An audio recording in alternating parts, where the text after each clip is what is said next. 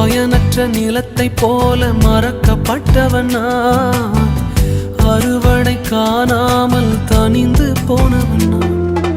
தரிசான எண்ணில் தரிசனத்தை வைத்து அறுவடையை துவக்கி வைத்தவரே,